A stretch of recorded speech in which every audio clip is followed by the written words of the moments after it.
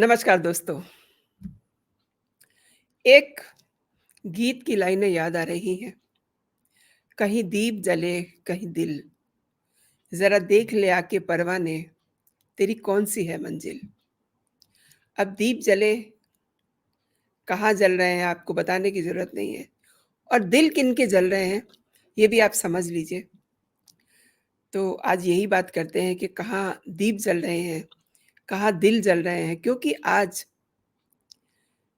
आज राज्यसभा में केंद्र की तरफ से दिल्ली सर्विस बिल पास हो गया है और आज का दिन कहिए कि अमित शाह का दिन रहा। क्या उनका मैच्योरिटी वाला बॉडी लैंग्वेज देखने को मिला? जिन लोगों ने पूरी राज्यसभा की प्रोसीडिंग आज की देखी है, वो ये मान गए होंगे कि किस तरीके से अमित शाह ने पहले अपना स्टार्टिंग नोट रखा, उसके बाद वो चुपचाप पक्ष और विपक्ष सभी के नोट सुनते रहे। एक-एक नोट को उन्होंने ध्यान से सुना और बाकायदा उनके बारे में वो नोटिंग कर रहे थे। जिस समय कुछ मेंबर्स हो हल्ला कर रहे थे विधानसभा में, उस समय वो चुपचाप नोटिंग कर रहे थे, उनको सुन रहे थे, शायद से अंदर ही अंदर उनके जवाब भी तलाश रहे थे। सच में आज उन्होंने एक एक नया मैच्योरिटी वाला अमित शाह दिखाया लोगों को। हालाँकि ऐसी बात नहीं है कि वो मैच्योर नहीं है, वो हमेशा मैच्योर रहते हैं, सीरियस रहते हैं, लेकिन आज उन्होंने कुछ ऐसी चुटकियाँ ली, कुछ ऐसे तंज कसे कि पूरा दिन उनका बन गया और सच में उन्होंने एक-एक विपक्षी नोट को सुन कर के इस तरीके से जवाब दिए कि जो लोग बहुत खुश हो रहे थे, जिन्हें ये यकीन ही नहीं था कि आज बिल पास हो जाएगा, उनके भी माथे पे पसीने आ गए। दिल्ली का इतिहास बताया, दिल्ली के जितने भी सीएम थे, उनको उन्होंने याद किया। क्यों? उन्होंने इसलिए याद किया क्योंकि उस समय एलजी का इतना ज़्यादा इंटरवीन नहीं होता था क्योंकि इसकी ज़रूरत ही नहीं पड़ती थी और उन्होंने बहुत खुले मन से ये बताया कि इस अध्यादेश को लाने की ज़रूरत क्यों पड़ी। अब बहुत सारे लोग प्लस विपक्ष सभी ये कहते हैं कि इस अ, अध्यादेश को लाने के पीछे उनका मकसद है लोकतंत्र का गला घोटना। अरे! लोकतंत्र तो ऐसा बच्चा बना दिया है कि जैसे किसी को छू देंगे और वो गिर जाएगा।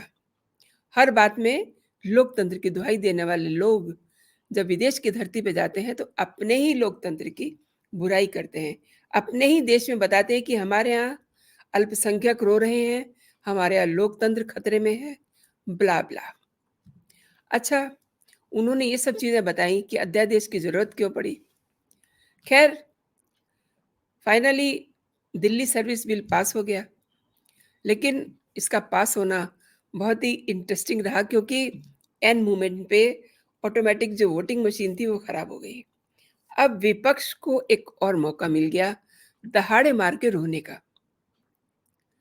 पर्ची से वोटिंग कराई गई। इस पे भी काफ़ी जो है वहाँ माहौल इस तरीके का अफ़रा-तफ़री वाला बना रहा। फाइनली पक्ष में 131 जो मतलब हम इससे बहुत नीचे तक सोचा करते थे। 131 पक्ष में और 102 वोट विपक्ष में डले।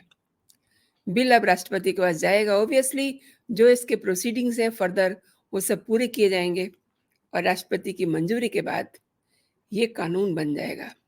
कहिए कि केजरीवाल के गले का एक फंदा बनने वाला है क्योंकि उन्हें उन्हें शायद ये शुबा था कि वो एक अलग किस्म के सीएम होंगे जो अपनी मन-मर्ज़ी करेंगे और सरकारें मन-मर्ज़ी से नहीं चलती हैं। हर सरकार के नियम होते हैं, वो चाहे राज्य की सरकार हो, चाहे वो केंद्र की सरकार हो।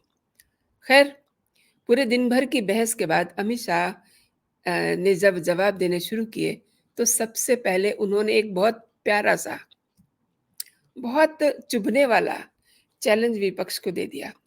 उन्होंने कहा कि इस बिल को आप गिरा के दिखाइए। और ज़ाहिर-सी बात है अब 8 से लेके 10 तारीख तक तो लोकसभा में अविश्वास प्रस्ताव पे चर्चा होनी है और उन्होंने कहा कि आप मणिपुर पे चर्चा करिए 11 अगस्त को आकर के। अब मणिपुर पे क्या चर्चा करें? उन्हें तो खुद को बचाने की लगी हुई है। कौन? विपक्ष। विपक्ष तो खुद अपने सर्वाइवल के लिए हाथ-पैर मार रहे हैं। आज जो वो इकट्ठा होकर के बैठे हुए थे, बार-बार लकुने लगा रहे थे, जो उनकी नोटिंग थी जिसे वो पढ़ रहे थे, अगर उसको आप बहुत माइन्यूटली सुनते तो आपको हँसी आती। इसके बाद ख़ैर अमित शाह ने कहा कि वो तैयार हैं मणिपुर की चर्चा के लिए, क्योंकि उन्हें कुछ छिपाना नहीं है, लेकिन विपक्ष उसे सब कुछ छिपाना है। ख़ास बात ये है कि उन्हें चर्चा होने ही नहीं देनी है और उन्होंने खड़गे जी को संबोधित किया कि अगर खड़गे जी 11 अगस्त को चर्चा के लिए हाँ करते हैं, तो वो तैयार हैं। अब खड़गे जी क्या कहें? वहाँ उनको ये सब पता ही नहीं था कि उन्हें ऐसी बातें सुनने को मिल जाएँगी। किस-किस तरीके से उन्हें जो उन्होंने सुबह नोट किए थे कि हमें ये चीज़ पसंद नहीं है, ये लोकतंत्र का गला घोटा जाएगा, ब्ला-ब्ला। सब चीज़ों को अमित शाह ने बहुत बारीकी से सबको समझाया। जितने अच्छा नोट थे ना, जो लोगों ने पक्ष और विपक्ष में दिए थे, उन सब पे उन्होंने बाकायदा एक-एक नोट पे उन्होंने चर्चा की। और फिर उन्होंने ये कहा कि ये बिल जो है, प्रधानमंत्रियों की सदस्यता बचाने के लिए नहीं लाए गए हैं, इमरजेंसी लगाने के लिए नहीं लाए गए हैं और कांग्रेस को तो लोकतंत्र पे बोलने का अधिकार ही नहीं है, क्योंकि इंदिरा गांधी जी ने इमरजेंसी दी थी। पुरानी बातें भी याद दिलाई उन्होंने, आज की बातें भी याद दिलाई और उन्होंने बता दिया कि कांग्रेस को किस तरीके से दबा करके, गाली दे करके और आप पार्टी का जन्म हुआ, जिसको बचाने के लिए बिल का विरोध कर रहे हैं। यानी कि जिसे कहते हैं ना, भिगो-भिगो के मारना, उस तरीके से आज अमित शाह ने बम्बारमेंट की विधानसभा में। और सबसे ख़ास बात ये है कि बिल्कुल सीधी बातें उन्होंने की कि कांग्रेस उन्हें बचाने जा रही है, जिन केजरीवाल ने उन्हीं को खा लिया और कांग्रेस को पता है कि अकेले कुछ नहीं होने वाला, इसलिए कांग्रेस ने भी गठबंधन बना लिया। केरल में सरकार, कांग्रेस, लेफ्ट एक-दूसरे के खिलाफ है। सबको पता है, लेकिन गठबंधन में गल्लेबैयाँ हो रही हैं और तृणमूल कांग्रेस का जन्म ही लेफ्ट के विरोध से हुआ है, लेकिन आज वो साथ है। साथ है ताकि पूरा दम लगा दें और मोदी को बाहर कर दें। लेकिन आज अमित शाह ने ये भी कहा कि नरेंद्र मोदी ही प्रधानमंत्री पद की शपथ लेंगे 2024 में। अब जो विपक्ष था, उनके चेहरों पे भी फ़ोकस हो रहा था कैमरे का, तो उनके चेहरों को देखते ही बन रहा था। अपने भाषण में अमित शाह ने ये भी कहा कि मदन लाल खुराना और सुषमा स्वराज, शीला दीक्षित मुख्यमंत्री रही हैं। किसी को कभी केंद्र से कोऑर्डिनेशन करने में कोई प्रॉब्लम नहीं आई। ट्रांसफर पोस्टिंग पहले भी होते थे, होते नहीं थे क्या? लेकिन एक आंदोलन से पैदा हुई सरकार को इससे दिक्कत होने लगी। फिर उन्होंने एक इंसिडेंट भी याद दिलाया।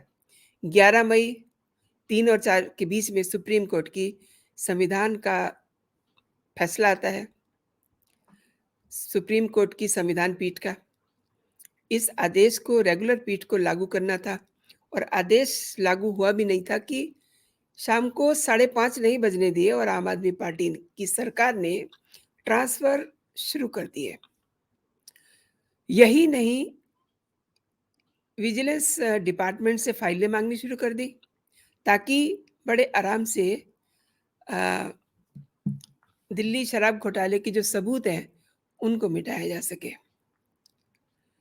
फिर एक और बात सामने आई कि एक दिल्ली विधानसभा एकमात्र ऐसी विधानसभा है जिसका सत्र का कभी समापन नहीं होता। स्पीकर चाहे राजनीतिक भाषणों के लिए सत्र बुला लेते हैं, लेकिन 2020 से अब तक बजट सत्र के नाम पर ही दिल्ली विधानसभा का सेशन बुलाया जा रहा है। अब आप देखिए, मैंने शुरू में कहा था कि कहीं दीप जले, कहीं दिल। तो दिल तो जल रहे हैं। आज दिन भर फिज़ाओं में उसकी आपने महक भी महसूस की होगी, क्योंकि केजरीवाल को ये लग रहा था कि ये बिल तो पास होने वाला ही नहीं है। इवन जब सुप्रीम कोर्ट के पास ये लोग गए थे, तब भी उन्होंने यही कहा था कि 2 मिनट में जो है, इसको बाहर फेंकवा दिया जाएगा। केंद्र सरकार ने जो अपना जवाब भेजा था, उस पे उन्होंने ये कहा था। और अमित शाह, जिन्होंने आपने देखा ही कि किस तरीके से जो उनकी बातचीत का लहज़ा था, जिस तरीके से उन्होंने अ, विपक्ष के जो नोट थे, उनको जब दोबारा समझाने की कोशिश की, यानी कि जब उन्होंने उनके रिप्लाई दिए, तो दैट वाज़ रियली कमेंडेबल। और बाद में उन्होंने अपनी पार्टी के बारे में भी बताया कि 1950 में उनकी पार्टी पैदा होती है, और हालाँकि पार्टी आज़ादी की लड़ाई में नहीं थी।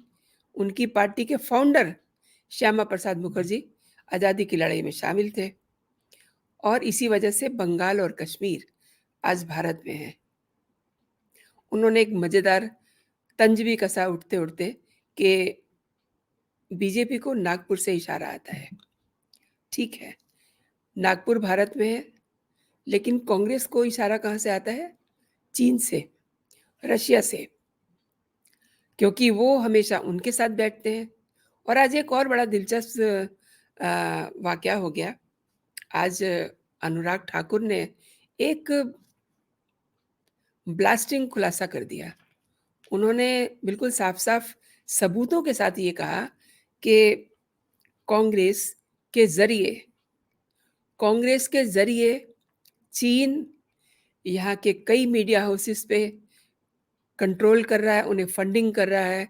ख़ास तौर पे उन्होंने जो है न्यूज़ क्लिक का नाम लिया, और इसके अलावा उन्होंने कुछ नाम भी लिए, और आज तो सदन में भी 2 महिलाओं के नाम लिए। तो ये अपने आप में बहुत बड़ी बात है। निशिकांत दुबे ने ये कहा कि स्वाति चतुर्वेदी और रोहिणी सिंह, ये 2 ऐसी महिलाएँ हैं जो विदेशी इशारे को समझती हैं। भारत उनका देश नहीं है।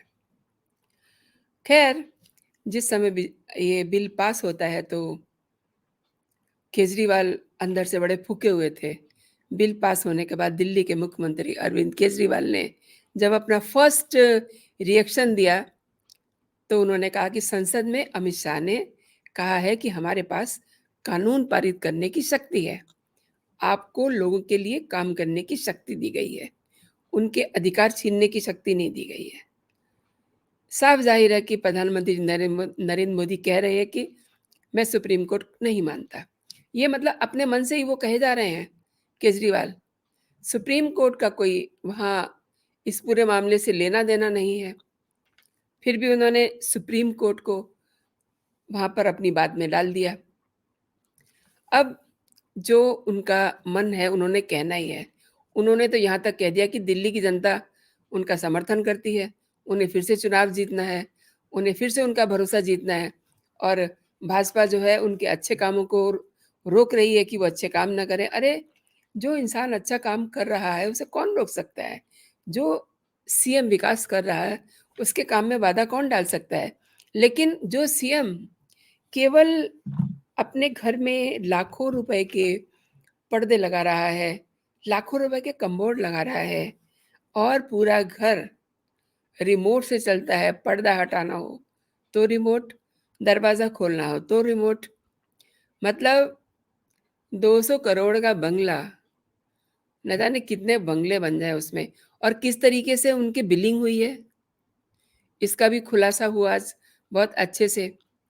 तो एक तरह से आज का दिन अमित शाह का दिन था और उन्होंने विपक्ष को भिगो-भिगो के मारा और केजरीवाल को तो बिल्कुल धो ही डाला। अब देखने वाली बात ये है कि कौन किस बात को किस तरीके से लेता है। लेकिन अमित शाह ने जिस तरीके से एक-एक नोट जो पक्ष और विपक्ष की तरफ से आया था, उस पे जो अपना कमेंट दिया, वो भी बहुत रिमार्केबल रहेगा और उसे सदियाँ याद करेंगी। जो कुछ भी आज जिन लोगों ने अपनी आँखों से राज्यसभा में देखा है, वो वाक़ई में ही बेहतरीन भी शब्द उसके लिए छोटा पड़ता है। वाक़ई में ही आज का दिन अमित शाह का दिन था और उन्होंने जिस तरीके से बातों को रखा, कमेंडेबल है वो। उन्होंने जब धोने का वक़्त था, तो अच्छा से धोया। जब अपनी बात करने का उनका मौका आया, बात समझाने का मौका आया, तो उन्होंने बहुत अच्छे तरीके से बात को समझाया। ऐसे तरीके से समझाया कि उसकी कोई काट नहीं थी और finally finally Delhi service bill pass हो गया और अब राष्ट्रपति की मंजूरी के लिए भेजा जाना है। अब इसमें कोई इफ एंड बट नहीं रह गया और एक दिन मैंने एक वीडियो बनाई थी। उस दिन वो बिल पास नहीं हो सका था और मैंने उसकी शुरुआत की थी कि आज की रात हमें नींद नहीं आएगी। लेकिन आज, आज की रात केजरीवाल को नींद नहीं आएगी क्योंकि आज उनका दिल जल रहा है। मैंने शुरुआत की थी ना कि कहीं दीप जले कहीं दिल, तो आज उनका दिल जल रहा है और दीप तो जल ही रहे हैं क्योंकि एक मतलब ये अगर मोटे तौर पे कोई किसी से पूछेगा ना कि ये बिल क्या है, क्यों लाया गया? तो वाक़ई में ही मोस्ट ऑफ द पीपल्स हैं उनको पता ही नहीं है कि क्यों लाया गया। इतना भ्रष्टाचार इतना भ्रष्टाचार जो सरकार, जो पार्टी भ्रष्टाचार के को ख़त्म करने के लिए बनी हो और वो देखते ही देखते यहाँ तक भ्रष्टाचार में डूब जाए, आप उसे क्या कहिएगा? ये उसकी वजह से बिल लाना पड़ा क्योंकि जब कोर्ट से उन्हें थोड़ी-सी मोहलत मिली थी, उसी दिन में उन्होंने खेल कर दिया था। उसी दिन में उन्होंने 5:30 नहीं बजने दिए थे और विजिलेंस विभाग से फाइलें माँगनी शुरू कर दी थी, ताकि वो सबूत मिटा सकें। अरे! सरकार ऐसे नहीं चलती है। सरकार विश्वास से चलती है, भरोसे से चलती है। ऐसे नहीं चलती है कि आप जनता का पैसा उठाएँ और अपने शीश महल में लगा लें। आप जनता का पैसा उठाएँ और अखबारों में विज्ञापन लगा लें और जब आपसे विकास के लिए पैसा माँगा जाए, तब आप कहें कि आपके पास तो पैसे हैं ही नहीं, उन्हें तो फंडिंग करी जाए कहीं से। ऐसे नहीं होता, इसलिए ये बिल लाया गया है। तो दोस्तों, अभी के लिए इतना ही। आप अपना और अपनों का ख़्याल रखिए। देखिए आपने पूरा वीडियो देखा है, आपको पसंद आया है तो अपने दोस्तों में ज़रूर फॉरवर्ड कीजिएगा इसको। एक और बात, जो दर्शक मेरे साथ पहली बार जुड़े हैं, मेरे चैनल को सब्सक्राइब कर लें ताकि जो भी मेरा लेटेस्ट कंटेंट हो, आपको सबसे पहले पहुँचे, सबसे पहले मिले। तो ख़्याल रखिए आप अपना, अपनों का। खुश रहिए, स्वस्थ रहिए। जय हिंद, जय भारत।